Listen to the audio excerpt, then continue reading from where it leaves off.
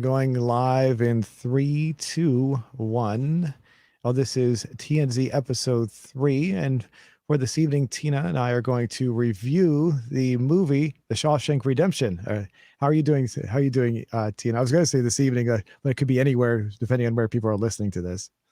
Hey, I'm good. It's Friday in my time, in my world, and it's really hot here. Hmm. Finally feels like summer, but it's going pretty good. Things Yeah. are pretty good. Yeah, we're Hopefully. getting we're getting close. We got up to 85 degrees today. So this Wow. this morning it was hot. It was actually cool. Almost to the point where I thought maybe I had to turn on the heater for a second. I didn't though, but it got just borderline where I had to do that. And then during the midday it just shot up to 85 degrees. And I'm like, yeah, the exact opposite. So unfortunately, I my one of my air conditioners, I have 3 window units. One of them went bad at the end of last summer. Another one is blowing warm air, and so I'm running my house on a single air conditioner unit. And I bought another one, which I have not installed yet. So it's sitting on my kitchen floor right now because it weighs like 85 pounds. I don't feel like putting it up into the window, but I'll be doing that very soon. Obviously with the heat getting like it is. So For sure. You got to do that stuff in the morning because in the afternoon it'll get really hot, yeah. and then by evening, unless you do it in the dark, if you do it in the morning, it's perfect temperature for that kind of stuff. Right, and you don't want to do it at nighttime because then I have to open up the window and the bugs will see the light and they'll start flying through.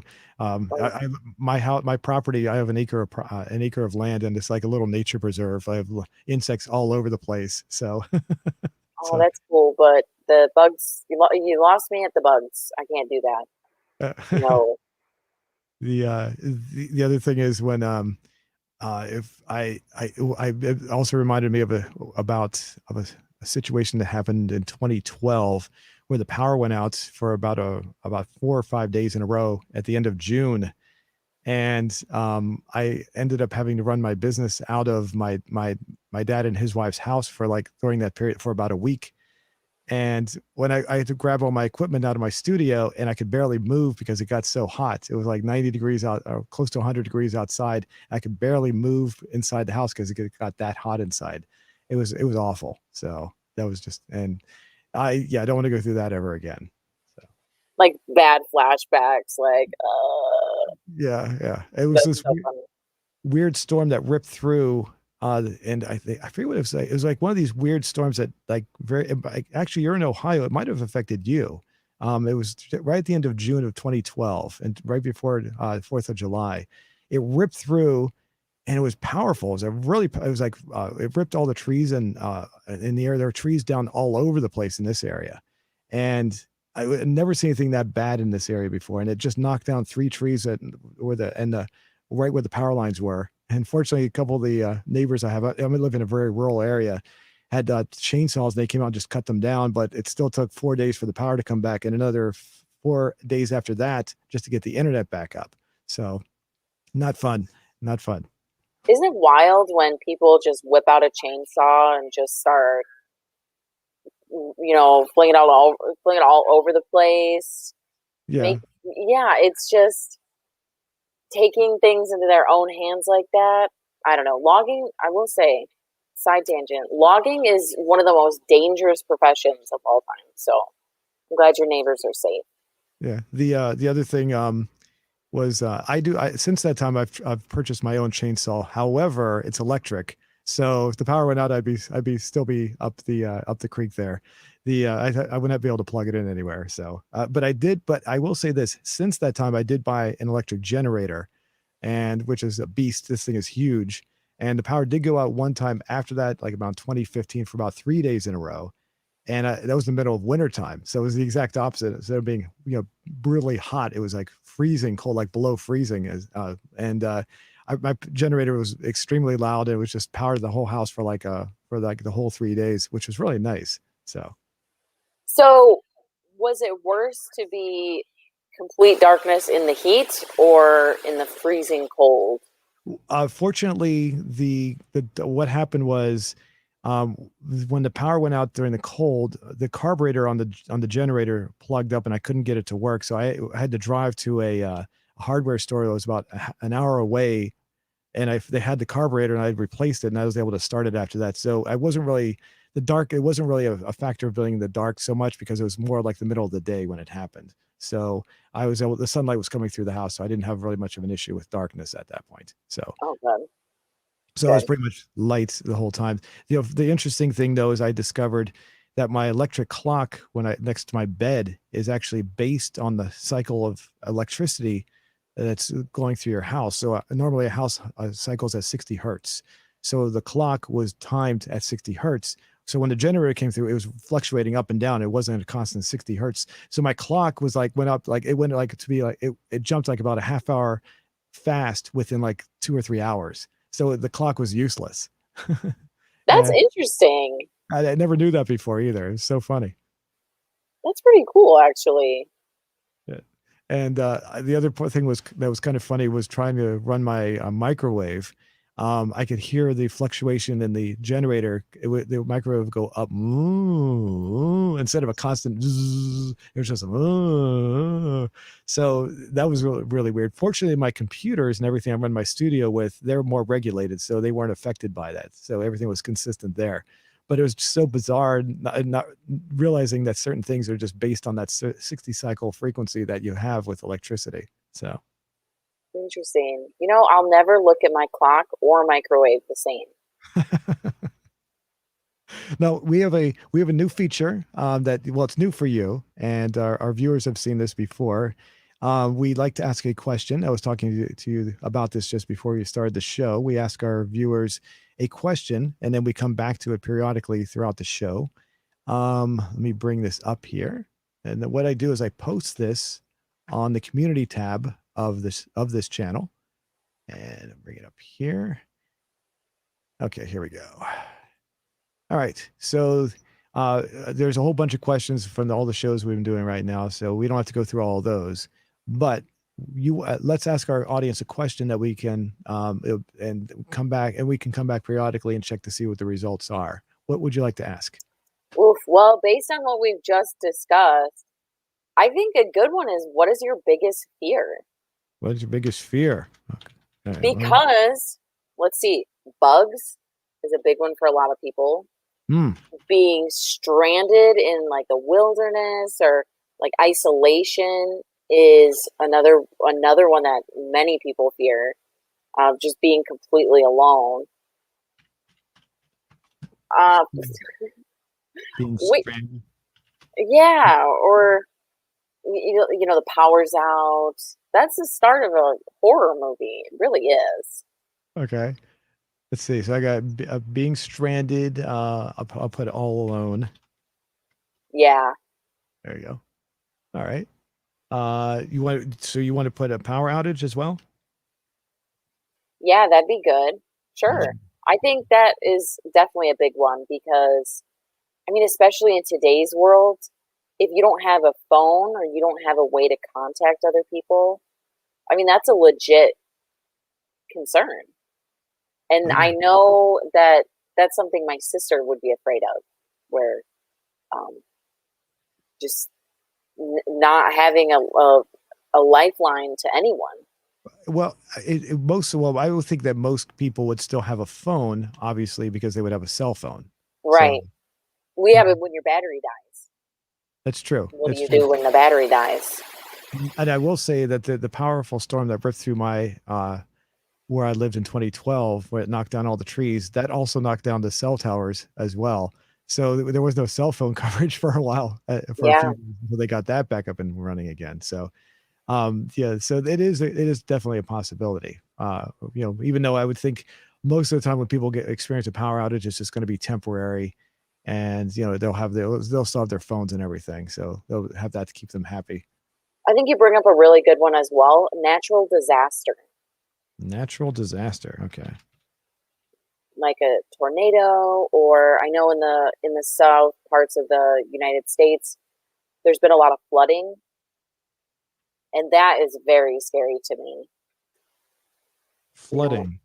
Interesting. Have you been through flooding? Have you experienced that? no, I just know it's happening down there. I've never natural disasters I've been through. I've lived in places where like the next town over has a tornado. I've never been in an area where I've actually seen a tornado touch down. But Hmm. I've been probably within 20 miles of a tornado, like 15 miles. Yeah. Yeah. And Go ahead. no, I'm just thinking about how the sky looks when that happens and the air moves differently and it's strange. The well, I will say that when it comes to a hurricane, and that which does produce strong winds and could produce a tornado, the I do get afraid when it's coming up the East Coast because I'm afraid it's going to come right toward us, and I'm gonna, there's going to be another big storm like the 2012 one where everything's going to be down for like a week, and that's what terrifies me. Fortunately, even a lot of trees came down. Nothing, my everything on my property. I have a garage in the back, and my house. Nothing got damaged. So even though there are a lot of trees that came down, nothing actually got. Except I have an old chain link fence that's rotting in my front, like in the front of my property. It did get hit by one of the trees, so it got bent a little bit. So that was not a big deal, though. I can deal with that. So, but yeah, the hurricane for me is probably one of the things I do gets very frightened of because of that aspect of it. I'm afraid, what am I going to do? And I don't want to have to, I don't want to have to pull all my equipment out and go to somewhere else and try to run my business somewhere else, which is very hard to do. So, For sure. And I think the last ones, there's five options. Goes without saying, clowns. you got me on that one. Everybody's fear. And that is, I've heard that that's a very big United States fear, but not other parts of the world. So I'd be very curious to know what our viewers think about that. Clowns. And see what it gets.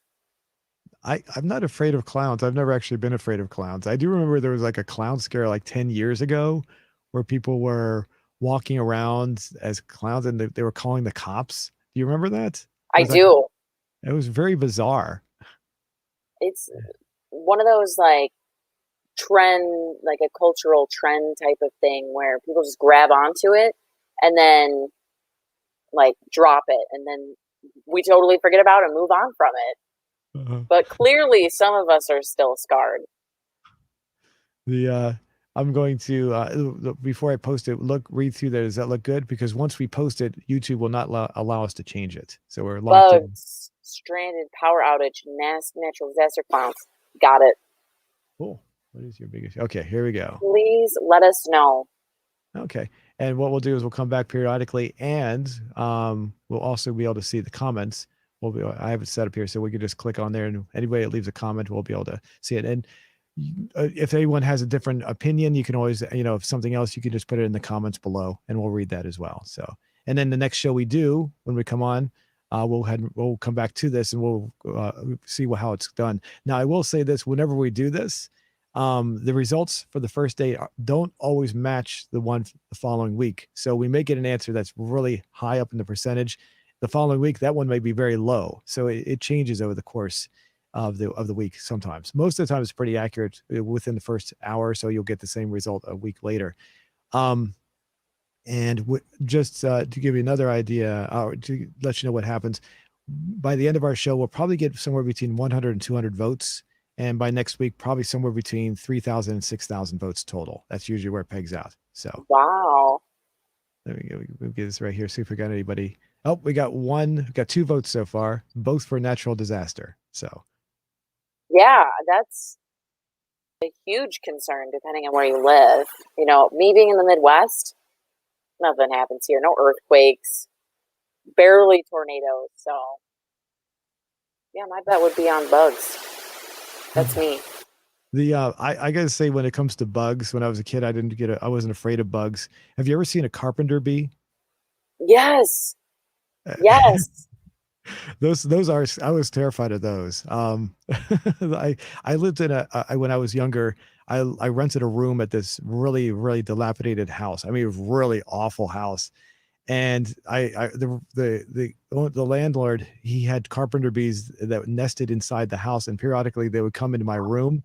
and I was one of them came into my room and I was darting around because I didn't know what it was going to do. I thought it was going to attack me. Those things are huge. They're like 3 or 4 inches long, and it's a big buzz, not like the regular buzz, like a deep, mellow buzz. Like, and I was terrified, and I don't know what I did, but but he was like, "Oh no, don't worry about it. They won't hurt you unless you do anything to them." Instead of getting rid of them, because they were nested inside the walls of the house. Instead of getting rid of them, he's like, "No, no, just don't worry about them. They're fine. They won't do anything to you." So Good landlord. Good yes. landlord. Good landlord move. They love to do that kind of thing. Uh-huh. He didn't really take care of that. In fact, out of the houses that were there, it was very much the worst out of the four. There were four in a row, and it was the most awful of the four. So, um, we got a couple of people saying, we got one comment in Russian. Sorry, I don't speak Russian, so I don't know what it's saying. One saying, "OMG, bro, I'm a big fan." Okay, I guess he was saying to me, might be saying it to you too. So, thank you. I'm Um, flattered. I'm flattered. Thank you. and we got a few people in a row saying hi, hi, hi, and hello and hi. So, Nice. Yeah, thanks for tuning in, everybody. so, so you want to, so we this week we wanted to review the movie The Shawshank Redemption. Yes. Oh man, that is such an important movie. It's always a top 100 movie. I, as I was talking to people about this movie, like, yeah, I'm going to review the movie. Me and Zoom are going to talk about this. So many people had not seen this movie in Interesting. their in mid to late 20s. Yeah, I know, because this is arguably top 10 of American movies. It is an outstanding film. But as I was looking this up also, it did not, it came out in 1994. It was not popular at the time. So it might make sense that, you know, people didn't show their kids the movie. They kind of just forgot about it. But it is an outstanding movie, and I'm very happy to talk about it. And I'm bringing up while we're talking, I'm bringing up the IMDb listing of this so we can look at this. There's something I think you might find interesting when I bring this up. Um, I'm bringing up the list right now. This is the top rated movies according to IMDb. Now, you keep in mind that IMDb is owned by Amazon.com, so they could also be promoting this as well. So this is just their ranking. So this is all the top movies. They have it listed as number one out of 250 of all the movies. It's listed as number one of all the movies. So Wow. Well, that says it all. the that's followed after that by The Godfather Part Two. Anything that's on here that's new, usually I found whenever I look at this list, usually like if it's a movie that just came out and it gets into this top list, that usually starts to fizzle out over the next couple of months. So I usually ignore anything that's new and come back later to see if it's actually still there. But you can see the list. A lot of these are pretty. Oh, Fight Club is number 11. I didn't know that. So now, as far as this movie, had you ever seen it before we talked about it? Yes, this movie is very special to me. And it's one of the first movies that one was about the prison system. So for anybody who hasn't seen the movie is about a guy. His name's Andy.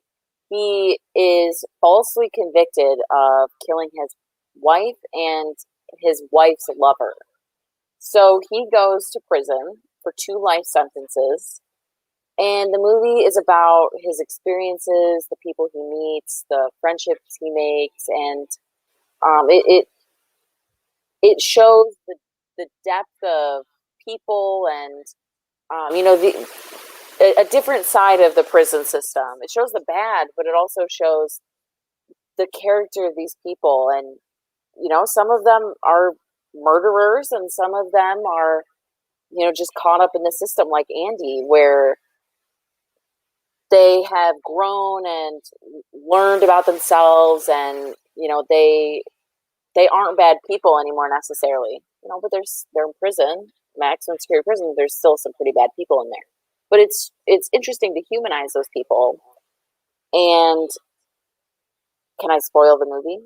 Yeah, let everyone know that you're going to spoil the movie. But yeah, you're good. So you already gave them the warning, so we're good to go. Yeah, so he ends up escaping the prison, but while he's there, um, he also helps with a money laundering scheme with the higher ups of the prison.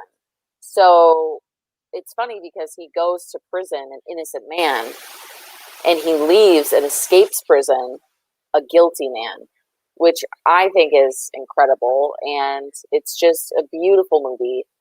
Um, I had a tendency to be shown very deep movies and uh, I would say not a mature film, but definitely a movie for adults at a young age. So I remember watching this when I was like 6 years old.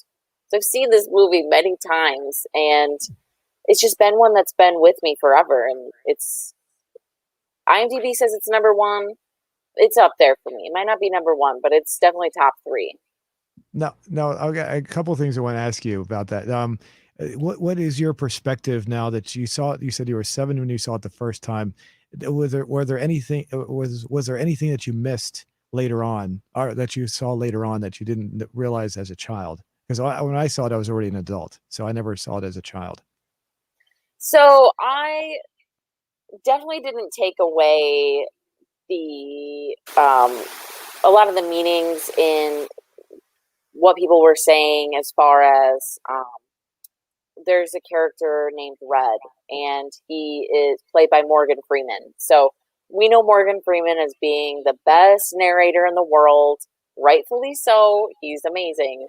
But I didn't realize the significance of some of the things he says, where he pulls the humanity, and he really is able to explain the prison system and internally. So, for example, one of the best quotes is he talks about is he says geology is about pressure and time, and that really compares to Andy's escape, where the pressure of the system, the pressure of life, being falsely convicted, and time. It was only a matter of time before he broke out. Only a matter of time before the prison drives you crazy. The pressure, the intensity, and it really, I didn't have any understanding of what jail and prison really were like.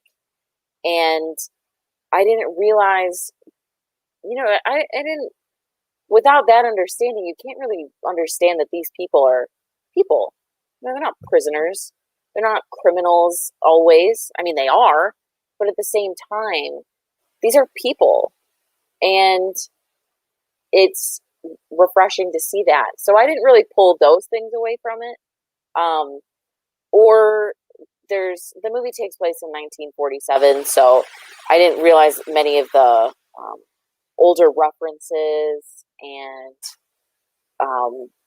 they say some of the funniest things like, well, hot dang it, and stuff like that. And I remember just thinking like, oh, okay, if you want to, that's a weird thing to say, but looking back or looking at it now, it's just captured so perfectly. Yeah. So I yeah. agree. I agree. The time and pressure line that he reads also it has a lot of levels to it, because it also goes back to the idea that Andy was into geology, and on that aspect, the way what you just described, I thought about that, but you described it so well. I didn't even think about that so well. I mean, I thought about it, but you put it so beautifully. It's like, and most of the time I hear that, I always thought about the geology aspect, how he's in the rocks and stones and everything. But you added a new level for me for that. So I've seen the movie quite a few times myself, and I'm like, yeah, now you've added something to it for me. Every time I watch it, I'll think of that now. So Oh, nice. Yeah, it's incredible, and I definitely think it's a movie that every single person should see at least once in their life. Absolutely. Tim Robbins is the main character. He's just a great actor too. mhm. It's nice to see a movie where he's a calm guy. He handles being falsely convicted so well, and I don't think anybody else on planet Earth could handle it like that. So Right. he made it work for him, and he's a patient man. The pressure, the time, and he eventually escapes, but not without meeting some amazing people and these amazing stories and experiences that those other people have. Now you talk about the how the it humanizes the prisoners. It makes them feel like you get some depth to these people. That was from what I've read, that was one of the major criticisms when the movie first came out, is that people are not looking at the story, but rather at the aspect that the prisoners were too humanized, making them out to be you making you're they were made out to be you're as a viewer, they made you feel too sympathetic towards them, and you shouldn't feel that way towards prisoners because they're bad people. And these were people that I can't quote specific critics that said this, but I know at least a few said this when it first came out, and I think that kind of misses the point of the movie per se. It's more about how as Andy's struggle, his life, and his friendship with Red, and it's all about that. And Gene Siskel, when he was still alive, who's a film critic who I really like, stated that it doesn't matter that it took place in prison. All it matters is that it's a story about two friends and how they evolve. It could have taken place anywhere, and you could have had something that was good. It just happens to be a movie that takes place in a prison. So, Exactly, exactly. and Yeah. I was going to add one little thing. This is slightly off, but you talked about how it took place in the when they made that statement that you weren't familiar with, that made it seem from the past, whatever that was. I was looking at one of the trivia sections in IMDb, and when they talked about tax season in April, there's a problem with that in the movie because tax season back then was actually March the 15th, not April the 15th, so they were off by a month. So Oh, that's a good observation. yeah, it was pretty funny. And I looked it up, and yeah, when it was one of these things I looked up, there's another place where I read that basically tax season was really originally like January the 15th, and then they moved it to February 15th and March, and then finally they moved it to April the 15th. But when the movie takes place, obviously they just didn't correct for that. That's all. And I'm wondering if that was actually intentional, because most people watching this would probably not know that anyway, and maybe they purposely put it as April 15th anyway, just so people would know that it was tax season, because most people know that's when it takes place anyway, because they it was like a subtle reference. They just said, and every April or something, Morgan Freeman, when he reads his line, he says something like, and every April everyone made sure to bring their tax forms and everything, implying that not specifically saying tax day, but so you would know in general what they were talking about. So it might have been an intentional mistake, who knows. Yeah, and that makes sense because people might get distracted by the oh wait, I thought it was in April, kind of thing, and not listen to the lines or not pay attention, because those little things can really throw someone off watching a movie, and then you miss a very important line, or the significance of what he's talking about when you're stuck on, oh wait, did I file my taxes? I can't remember. So There's some other things about the movie, and this is getting really nitpicky on my side, because I probably watched it too many times now.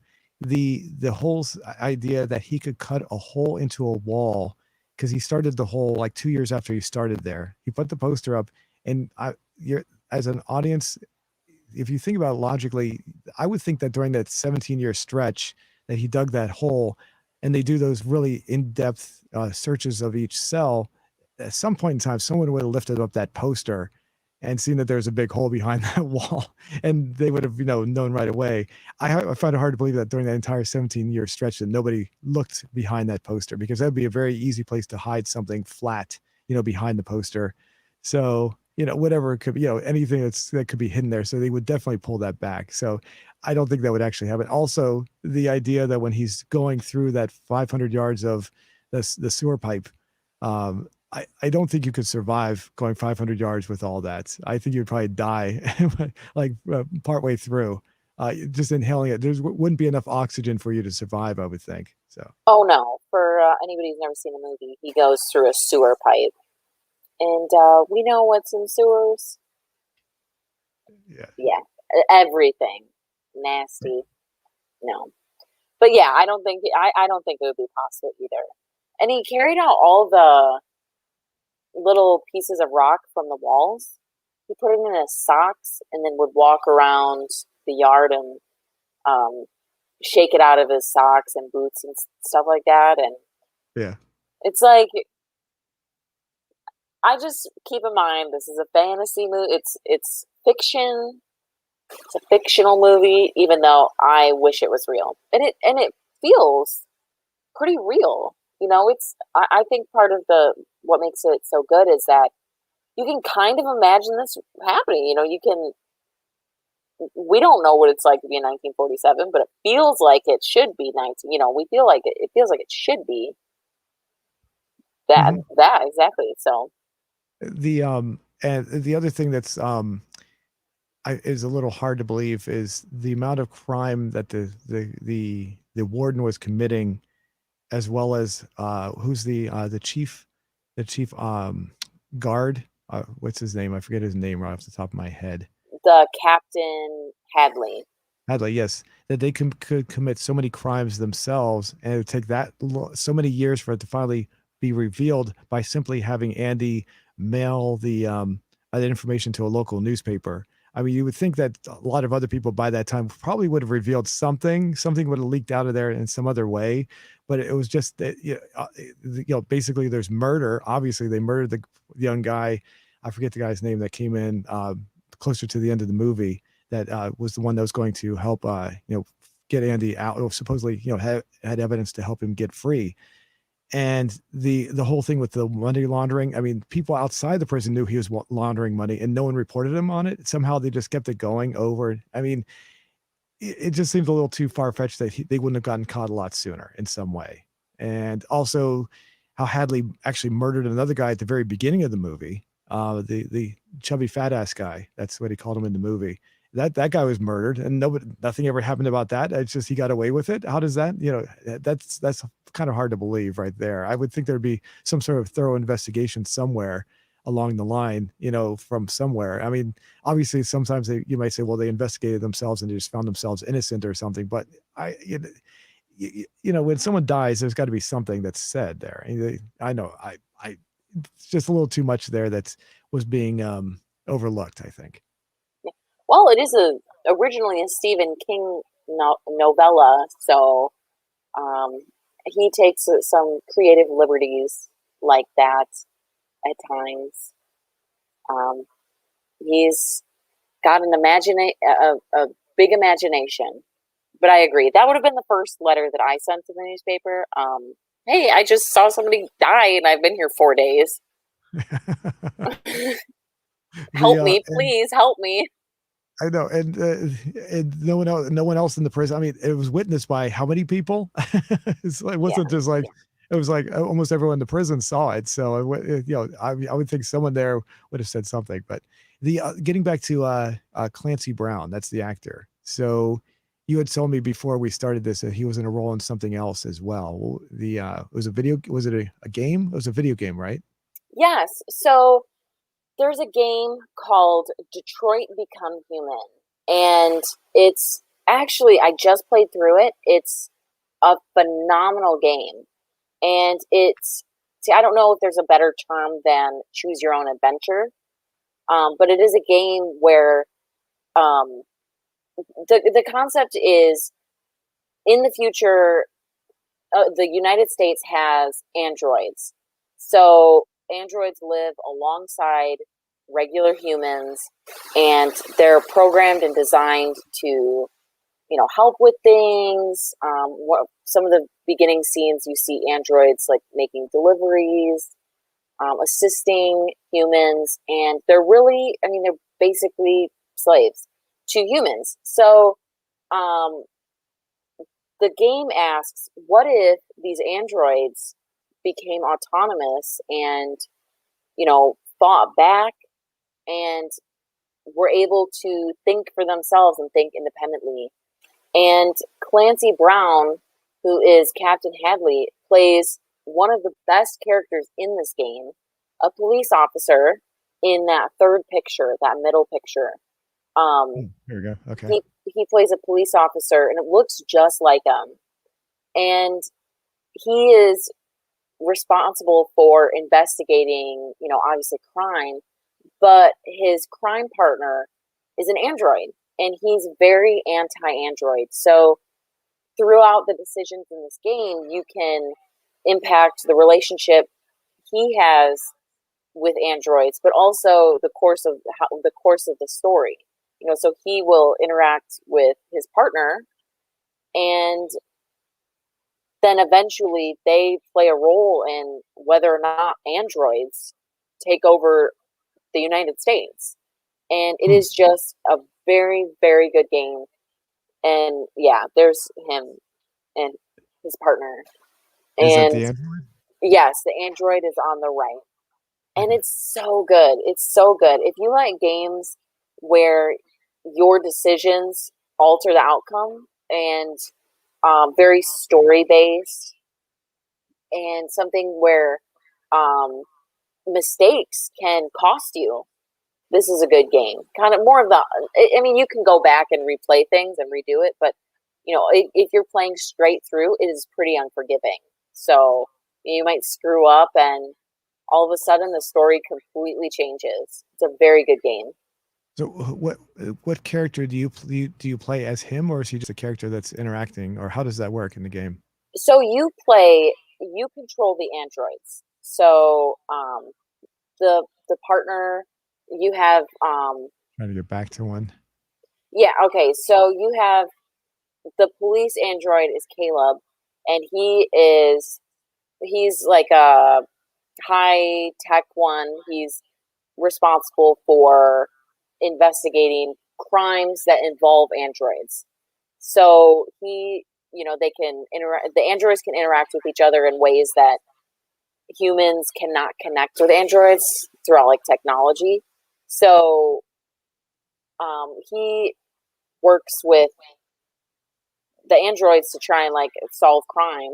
But then you also work with androids who want to completely revolt against society because they recognize they are being mistreated. They're effectively slaves to humans, and they realize that they've gained consciousness. And depending on how you play the game, you can be peaceful, or you can be violent, or you can kill a lot of people, or you can try to save everybody and make it easy and calm and stuff like that. But then there's a third android who she watches a little girl be attacked by her father. She basically, this third android is like a housewife, and she sees this little girl be attacked by her father. So she gains consciousness, as in, I need to save this person. I'm going to independently think about I'm going to go against the rules of my programming, where I'm only supposed to serve a human, break away from that, and go on the run with this little girl to try and get her somewhere safe. You can kill the dad, or you can not kill the dad, and that's basically the first decision you make with that end of the story. But the three stories connect in multiple ways, and it really all depends on how you play it. Hmm. There's countless endings, and it's very, very good. It's Detroit Become Human. The and I noticed that they actually used his likeness in the game too. It was quite interesting. So I'm Yes. sure he got paid a pretty hefty amount there. As far as the character, you said you play as the androids. Like you can choose which android to play as. It goes between the three. So you'll have one chapter where you're the police android is named Caleb. So you'll have one chapter where you're Caleb. One chapter, it kind of rotates between three. So you have the police android, the revolutionary android, and then the I guess for lack of a better word, the protector android, the peaceful one. All she's doing is trying to rescue this girl. So yeah, it's Connor's the police, Marcus is the revolutionary, and then Kara is the peaceful one. Hmm. Phenomenal game. Now is he as far as a character, is he how did you describe him as being similar to the character he played in Shawshank Redemption? Yes, he just has a knack for these like aggressive characters, but you can tell that there's a layer beneath that. Like that is a defensive layer to this personality. He's tough.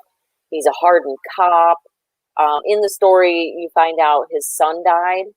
So that's, depending on how you play the story, that could be a big part. That could be involved heavily in the future of the game. So he hates androids, but he has to work alongside one. But he's trying to cope with his own issues. But you can break that down and really get to the soft part of this guy. And Clancy Brown is just a phenomenal, phenomenal actor. And it I would definitely say it connects with Captain Hartley where, you know, he's a prison warden, but he's and I don't think he necessarily is like doing something like, oh, I'm just a warden because I'm a complicated person. But when you live in a prison or when you work in a prison and you see these people, you do build relationships and you do get to know these people. What depending on what way you interpret it, however you see it, from his eyes, you get you can glean things from other people and take that into account yourself. And it's you can just see the layers of like, oh, I have to do my job. I'm in a prison or I'm a cop. But then, beneath that, he's just another person, just another part of the system. But in the game, he has a very, very good backstory and a sensitive side that you get to see. And he's great. I also think he's got a good look for like policing and the prison system specifically, which that's his typecast, I guess, because that just works. It just feels so natural. So is this I want to answer one, I want to bring up one question or comment that was said real quickly, then we can go forward. But Blonded World says, speaking of good games, I hear GTA San Andreas is okay. So of course he's just he's just Good making game. the but game about talking about Clancy Brown, the as far as his character in the game. What I wanted to ask you was what platform was it on? Did you play on PlayStation or what did you play on? I noticed it's a PlayStation 4. Yes, I played it on PS4, and it. So I'm someone who likes to play games like multiple times to unlock achievements and really get everything out of it. So, I mean, it took me like 20 hours. And I'm trying to even estimate, probably longer than that even. I mean, I played it a lot, but it's definitely worth exploring. And 20 hours isn't even that long of a game, to be honest. No, it's not. I was going to say that's relatively short compared to a lot of Yeah. games. So maybe it's like 40 then, because I played it over a long If you're unlocking all the achievements and all the other things that obviously they can make it a lot longer. So Yeah. I'm not even close to done either. Like 40 really? hours is no. There's hundreds of different endings. Oh, really? Oh, Yeah, that's quite interesting. because it's so many points of the story you can die. You know what I mean? Or you can there's a kind of a lot of dead ends too. Or there's what if you do this but this person survives? Because there's sometimes multiple people that are involved, so it's like, what if this person dies? What if you die? What if this accident happens? What if you go left instead of right? And it's very good. The game as far as uh uh playability, unless it's on PC, I myself probably would buy it because I usually only play PC games, but I'd probably watch it based on what you're saying. I could at the very least probably watch someone do a playthrough on YouTube or something. So, but like you said, there's multiple endings, so I guess I'd have to watch it like different playthroughs just to see each one of them. Um, There's a game you probably heard of, the Last of Us. You probably know about that one, right? Yes, I do. I never played it. I watched someone play it. Yeah, that's that's exactly what I did. I watched that one all the way through, and I didn't watch the second one. It didn't really hold my interest. I can't say whether it was good or bad or not. It just didn't seem to interest me. But the first one I did watch a couple of times. I just watched someone else play through it, and they never released it on PC. It was only a PlayStation game, so I didn't want to buy a PlayStation console just to play the game. So, but is it that's one of the things I wanted to ask. Is it like The Last of Us was more like an interactive movie? You're periodically interjecting with your commands once in a while. Would you call this game like an interactive movie, or is it actually more challenging than that? Um, yeah, I mean, it's not open war. You know, you can't really move around as much as that game, but I know what you mean as far as kind of like the scenes. You're really when you're walking in The Last of Us, you're really just walking toward a scene, or right? Would you say Yeah, that kind of yeah, exactly. Yeah. Yeah, I would put it in that realm. I mean, you can, let's say, for example, in one of the scenes you're investigating as with the crime android and Hank, who Clancy Brown plays, you might miss some evidence that could alter the timeline for the future. But other than that, I mean, it is kind of you make the moves, you control the basic moves for what will later be a cut scene or a movie scene. But you really, I mean, you kind of don't have as much control as other games, but it is kind of like the movie. It does have the movie element that you're talking about for sure. Okay. Well, obviously, a lot of games nowadays have those cutscenes in there, so they become movies in themselves. But some of them are just the cutscenes just really dominate so much of the game that it feels like they're watching it and periodically interacting with it rather than actually being more challenging in some ways. So, and The Last of Us Yeah. comes across as one of those kinds of video games where it's more like a movie than a video game in some ways. Um, like Grand Theft Auto San Andreas, the game that's on my channel, has those cutscenes, but it's also a sandbox game, and you can just do a lot of things that have nothing to do with the stories. And so that part of it is not a movie at all. It clearly is not. But when Right. you're playing the game, the story missions, then it becomes kind of like a movie in some ways. So Yeah. it's each game has its own level as to how much of a movie it is. I did want to talk about Clancy Brown. He's in two things that I've seen, and I hate to admit this, but I was a big fan of the TV show Lost for years. I know sometimes when people say it, people start rolling their eyes when you say, "Oh, you're a Lost fan." Oh my God! He But was in that? yes, he was in Lost. Have you seen Wow. Lost? Have you watched Lost? I remember seeing the first episode Okay. back when it first came out, maybe the night after the premiere, and it was like the most insane thing ever. And then for whatever reason, I just never watched it again. So The I don't know much about it, but I know the concept. I know the basic concept. They're lost on an island, but that's really all I know. Yeah, here's his credits right here. He was only in two episodes. So one was he what I don't know how familiar you are with the show, but there was an underground hatch that they explored during most of season 2. And during that, what there was is there was a computer with an old very old computer that you had to input. They had to input a code every like 108 minutes, or the island was going to implode.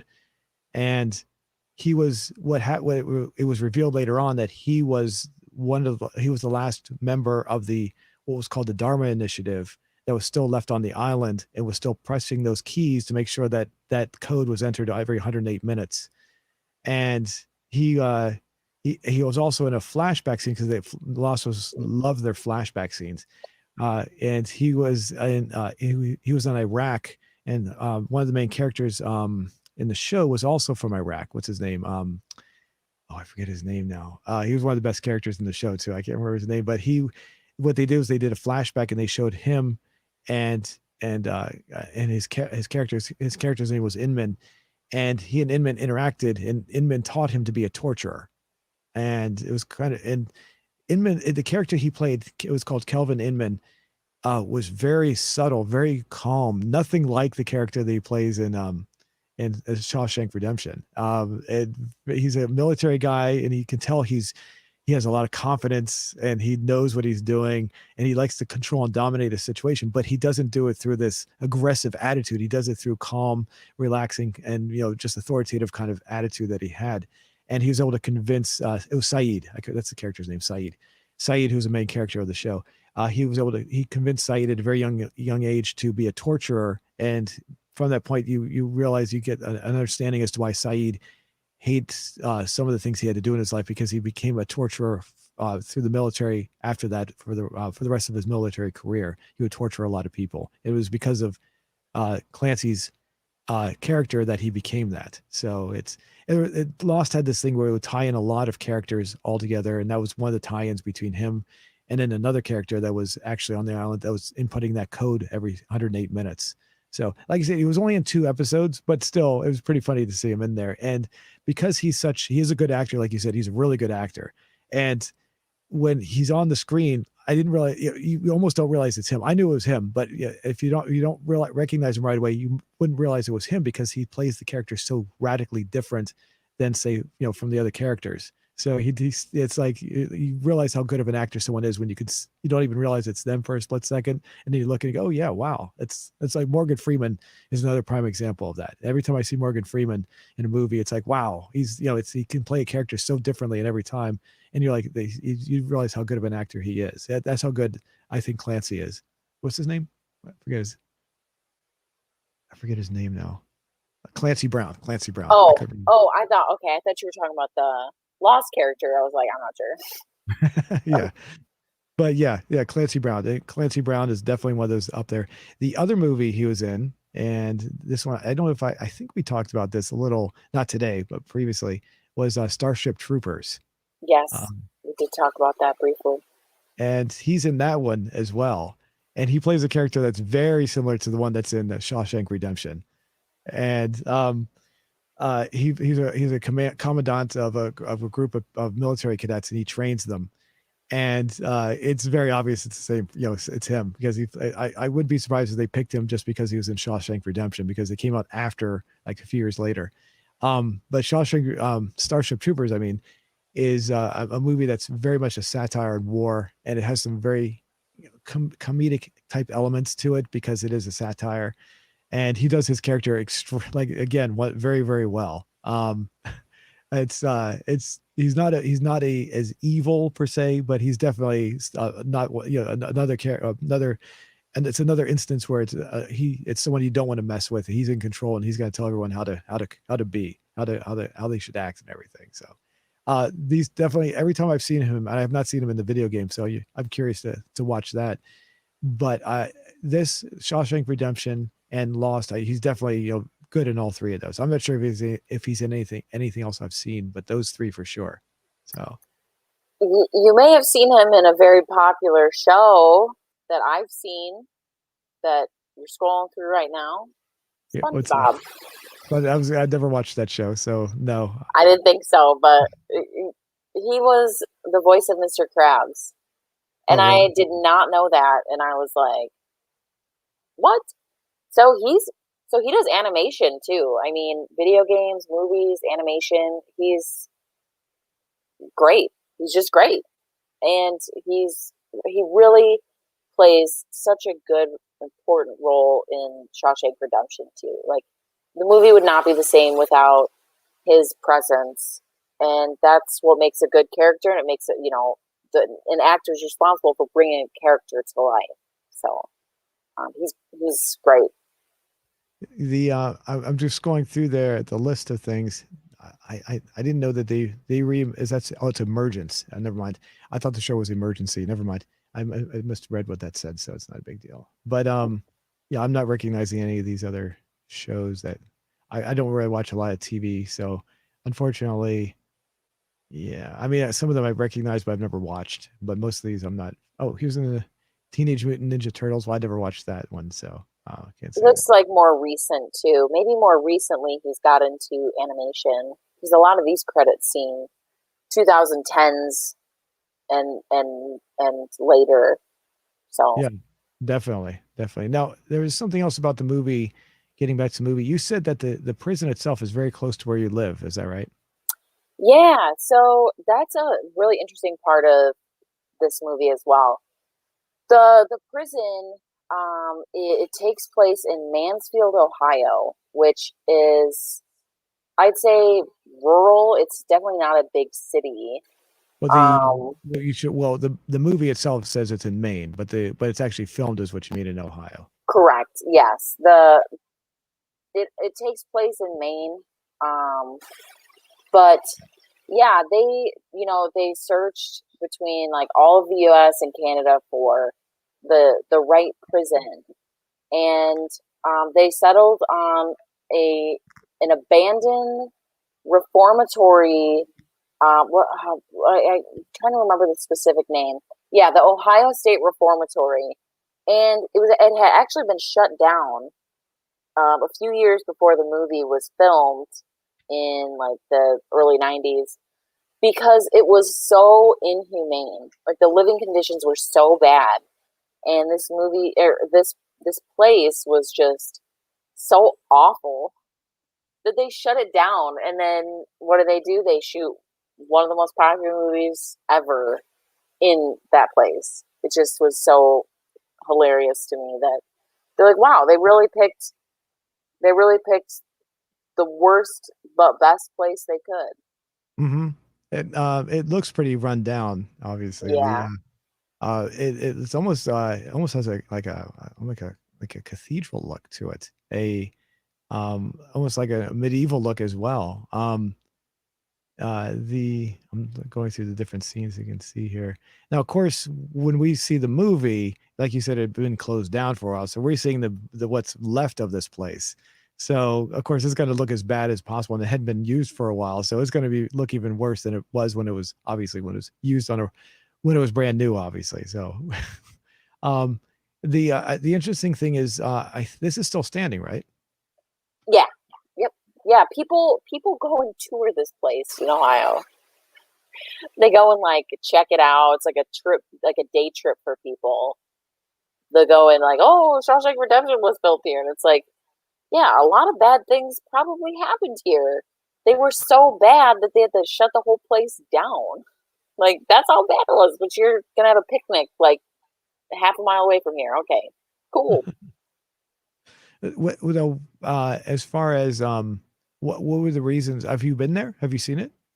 I have personally never been there, but I've heard people just around Cleveland that have been there, and they say it's cool, but it's popular.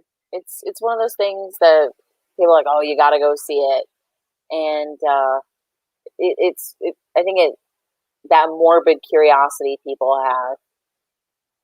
And I mean, it's definitely on my list to do just because now I have to see it. And I also love this movie, so I have to see it for that reason too. There's something similar to Alcatraz in San Francisco. You can go visit that too. That's still standing. So, Oh, and, that would be wild. and Alcatraz was the cells there apparently, if I remember correctly, each person that was in there had their own cell. They didn't double up like they did in like Shawshank Redemption, where you had like a couple people. Or did they in Shawshank?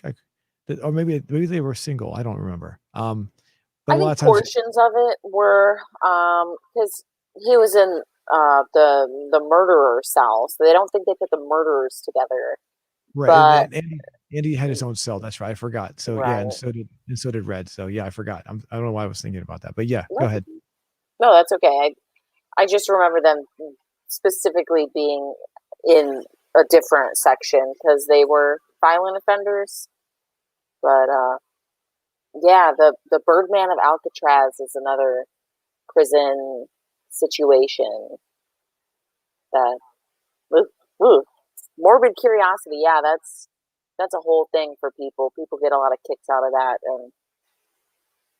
and From what I understand, with the if you go to to Alcatraz, I saw this TV special. This was years ago, so I don't know if they do this or if they still do this.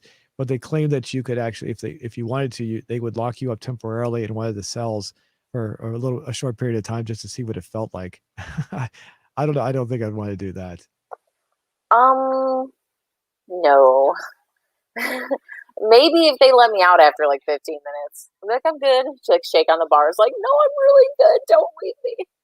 I'm really good. One other note that when I was looking this up is so interesting. Ohio is there's a lot of movies that are filmed here because it's for tax purposes, it's very cheap to film here, as far as I know. And it's got a lot of stuff going on here. It's Ohio kind of has a little bit of everything except obviously a beach. But there were so many extras for this movie, and most people can only do like a day of filming because people work during the day and they weren't available during most days. So there's sort of like a revolving door of different inmates in all of these scenes. So, and I didn't even think about this until I read that this place is packed with people, like in the prison yard and stuff. Like there are a lot of people in this movie. Yeah, right. Look at this, packed. I can't So get to stop. Hold on. There we go. Okay, there we go. Got it. so these are all extras that came out for like a day or two, and they'd come in, and they might not be on set for the next day, but you really never see the same extras in different parts of the movies. You've got the prison yard, the cafeteria. At one point, they watch a movie. There's little seats that they set up. Looks like a movie theater kind of. And yeah, they had so many extras that they were able to just load the place up, and it looks like they have far more prisoners than spaces in this Yeah. prison. But Well, that's excuse me, sorry. I think that's pretty common. I mean, even like getting back to like the TV show Lost, they had these extra, like they had the main cast, and then there was always these extra random people that were on the island with them, and it was always different. Every time you looked, they were always different people. They were never the oh, same. that's funny. So I mean, it's the same with this as well. Obviously, you'd see the main cast, but then the random people you would look, they would jump around a lot. So, but I mean, they're so far away in like scenes like this, it wouldn't really matter at all. You wouldn't even be able to tell. The as let me see. Here we go, some other ones. Yeah, not really seeing very much here. Uh, Yeah, I gotta be careful. If I was watching, I don't want to play this because I don't want to get an instant copyright. So we're just gonna look at the still images. Uh, oh yeah, we didn't talk about Brooks at all. I completely forgot about that. Oh yeah, he is very, very good character. We want to talk about the humanity of characters. Um, Very sad. And I think this is one of the first movies that really made me like cry, even because I was so young, and I knew, obviously I knew what happened. So he killed himself, and I could get kind of why, but not entirely. But after watching it again, I'm like, wow, I didn't realize how powerful it really was. Where Try to, yeah, try to you get up know, to Brooks's scene here. Yeah. yeah, So you're saying that you cried, but you didn't when you watched it early on, but later on you got to meet you understood it, is what you're saying. yeah, it's like you can understand, like, oh, I'm supposed to cry here. This guy just died. There we go. But some of the things he says, where you know he goes to prison, and he's so many years later released, and I think he says the world went and got itself in a big hurry, where he can't even connect with society. He wanted to go back to the prison because it's the only place he knew. That was his world, and by leaving prison, he had left his world basically. Now he's basically in a different type of prison where he doesn't know anybody. In that scene, he had probably never seen a car before, or the first cars where they Right. look nothing like that, and it's very Yeah. sad. I remember him saying it was something. The line was something like he remembers seeing a car once when he was a kid, and Yeah. he says now they're all over the place. So, and that would be pretty intense, I'm sure. I know sometimes I've gotten so engrossed in my work. Like one time I was, it's not really the same, but I looked on the floor of my car and I saw a nickel, and I didn't realize they had changed the nickel, the design of the nickel, because I was so, I didn't really carry change in my pockets. So I spoke to my dad on the phone. I said, "Did they change the nickel recently?" He said, "No, like maybe 10 years ago they did." So it had been so long since they changed the nickel. I didn't know that they had changed it. So I was like, oh, wow, I guess I better wake up a little bit. Huh? So, but it was just so, in some smaller way, I can relate to what he was saying, because sometimes I don't pay attention to the world around me, and I'm just so engrossed with other things. It's like, wow. And you look up the thing with the cars. Oh, well, aside from the fact that they look so pristine, when you'll notice that in older movies, the cars always look so nice. You don't see any rusty cars, which in reality, if you were to go back in time to the 19, whatever year that was, the 1950s, most of them have a lot of rust and be very dirty. You wouldn't see them in such pristine condition. So obviously they're getting these from the car collectors, not that, but just really, it's still nice, but still, if you know how cars were back up until like the 1970s, they were very prone to rust. So I'm getting a little technical. It wasn't until like the 80s and 90s where the rust aspect kind of faded away. They finally developed a way to keep the rust from being a problem. So, um, and also the no damage or anything. But especially the cars at the time, because what they're so streamlined. They're so that was the era, because that starting in 1955, I don't know how familiar you are with cars, but up until 1954, cars were still the same as they were during World War II. They didn't really change the styles. It wasn't until 1955 that they started to get those really big, like fins in the back and the wings and all that. And so to see these cars would be real, and you never see anything like this, would really be astounding. It really would. It would blow. And even if you were like you and I were to go like on this movie set and see all these cars, you and I would probably be really astounded, because we're not accustomed to seeing these kind of cars on a regular basis. That's how different they are from that era. So, and somebody, he portrayed it pretty well as far as what you'd see. I do remember seeing a show one time where a woman, it was like this show In Search, no, not In Search of, Unsolved Mysteries, I think it was. One of those shows, a woman had been in a coma, and she came out of it like several years later. She went into the coma, I think during the 50s or the 60s, and she came out in the 1970s, and she'd never seen a car from the 1970s before. And her reaction was like, wow, it was so streamlined.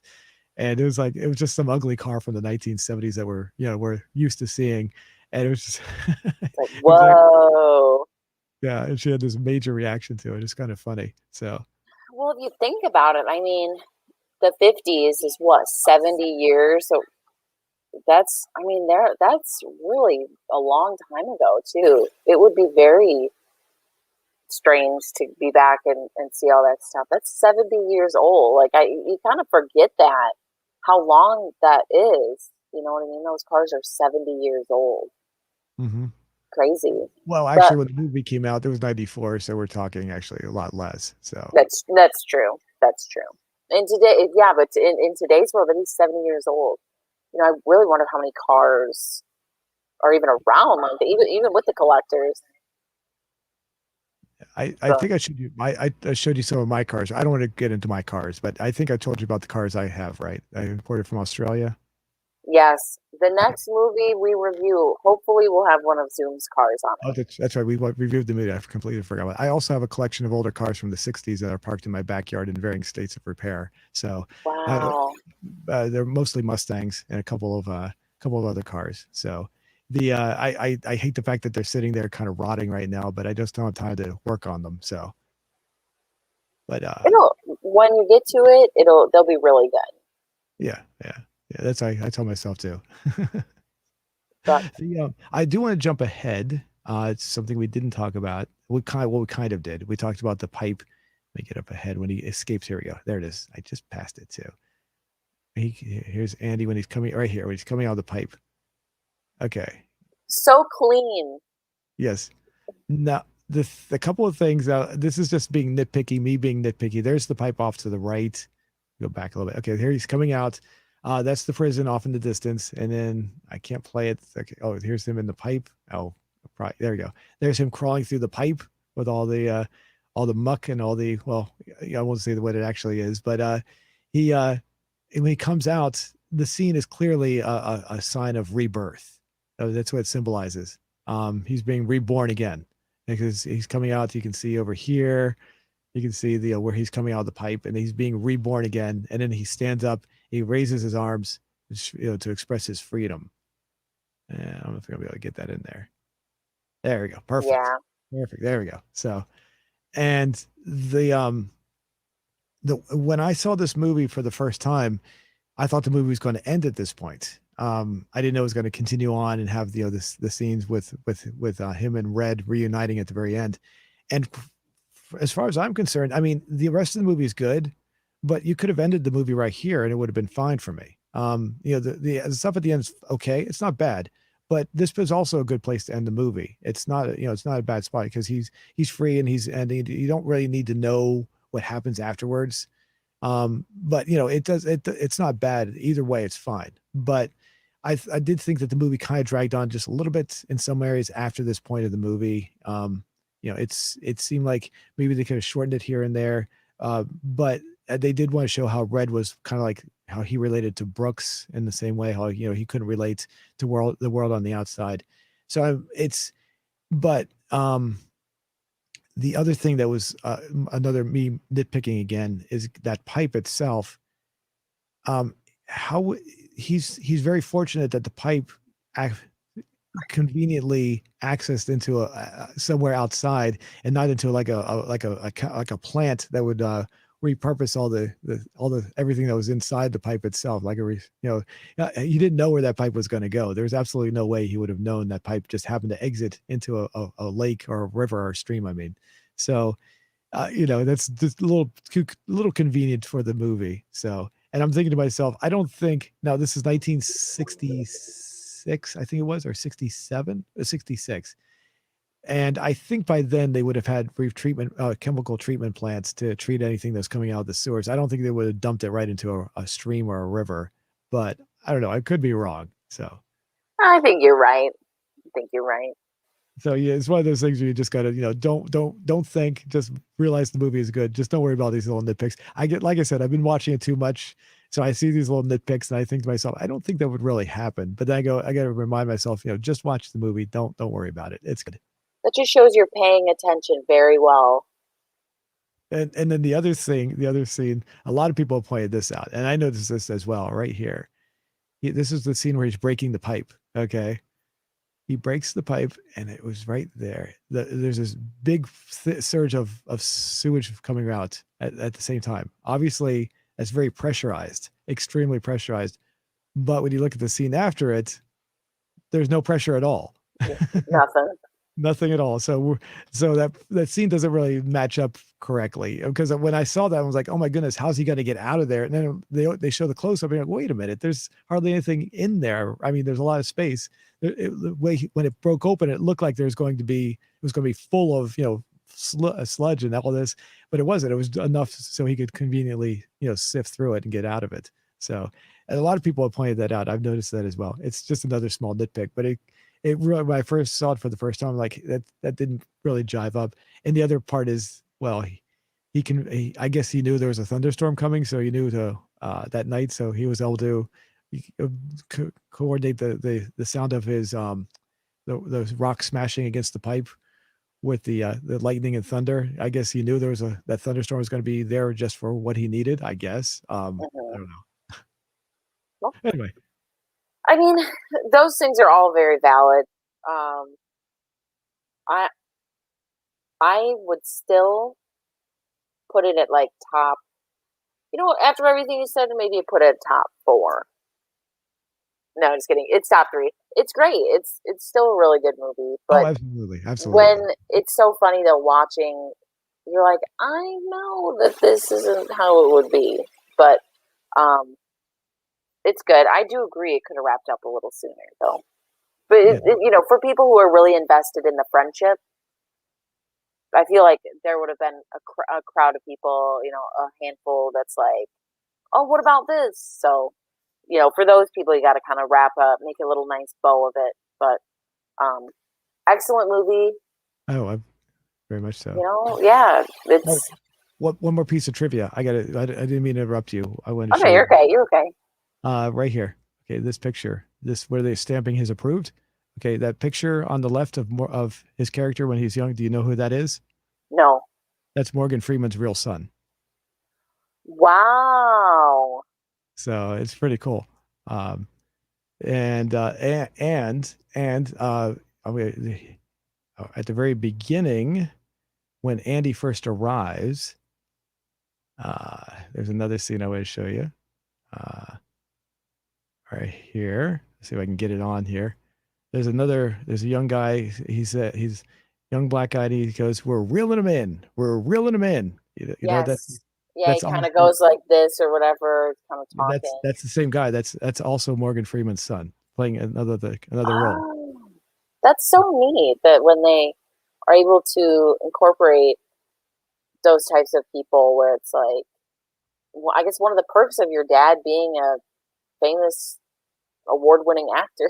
Like, Was he really that famous though when this came out? I don't think he was. I'm not sure. I don't think he was at that point. He was getting there, definitely, but I don't think he was. Wow. I think this is one of the movies that really launched his career. I mean, made him who he was, you know. But before this, I don't remember him being in too many famous movies. I can't seem to find that scene. It's not a big deal, but you know what I'm talking about. So Yeah, definitely. Right as they're getting into the prison. right, right. Cool. Have you ever seen? No, this is got. You ever seen the movie Aliens with Sigourney Weaver? No, I've not.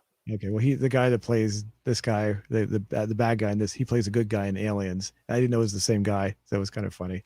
So I now know that. Well, I'm not going to use the R word. He likes to commit R words against men in prisons. Yeah. Anyway, the uh, the end was very good. I do like the ending. The way they wrapped it up, just seeing them, give a nice hug, and then the flyback of them and the credits. That does work pretty well. So. Yeah. It's a good ending to a good movie.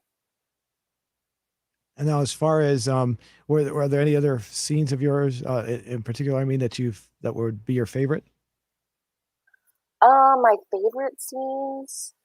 Um, I liked I liked the part where they're on the rooftop and um Captain Hadley's talking about an inheritance that he got, Right, right. and um he's like, "Oh, I'm going to get screwed out of, the money because of taxes." And that's where um Andy really gets to shine and say, "Hey, like, I can help you with that.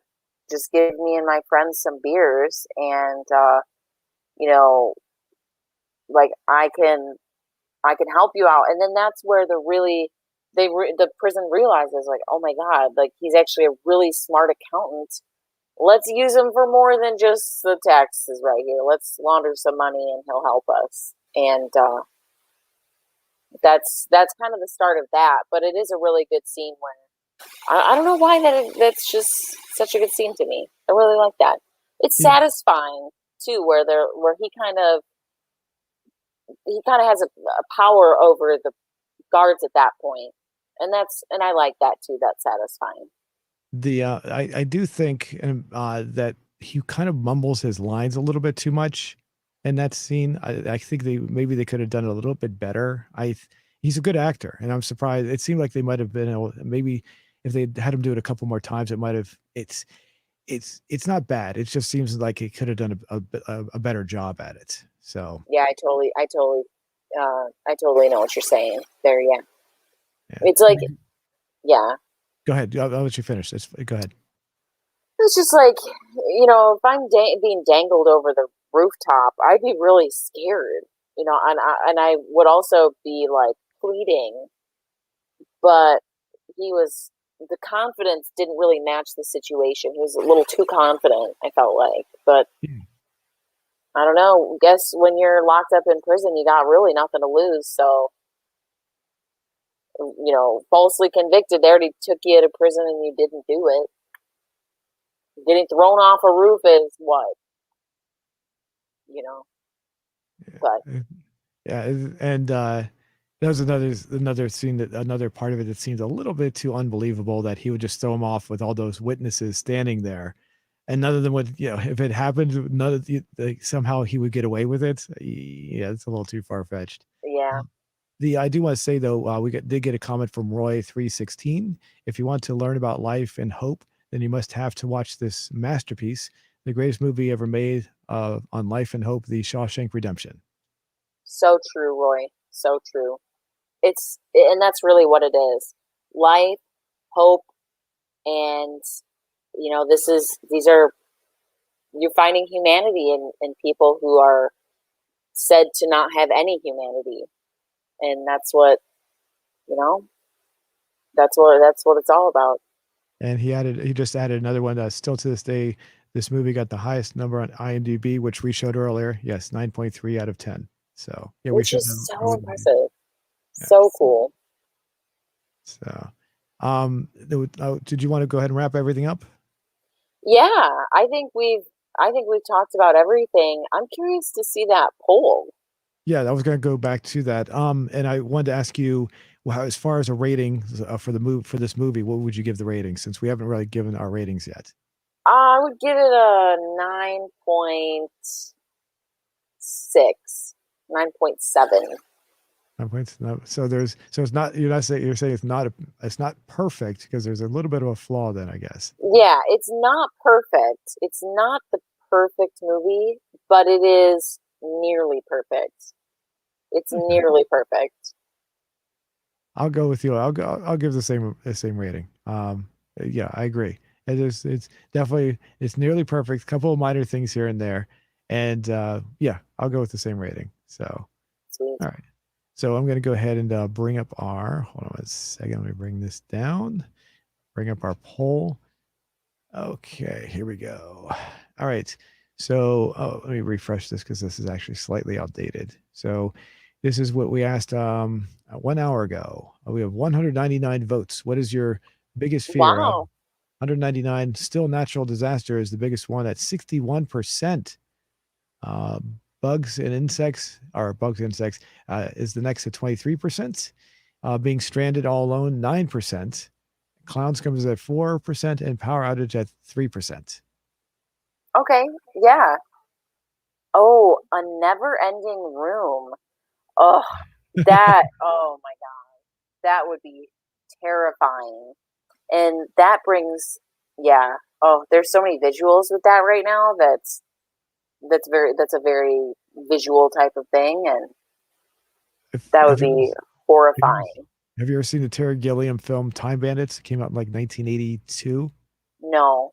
There's a never ending room in part of the movie. So it's Ooh, done pretty well too. Time Bandits, that's a good movie. Terry movie Gilliam. for a future day, maybe. Oh yeah, definitely. Oh, All for right. sure. Yeah, Okay. yeah. And no, and then the other comment was nobody likes bugs. So Truth. Truth. so thanks everybody for participating in our little survey. We'll check this out for the next show.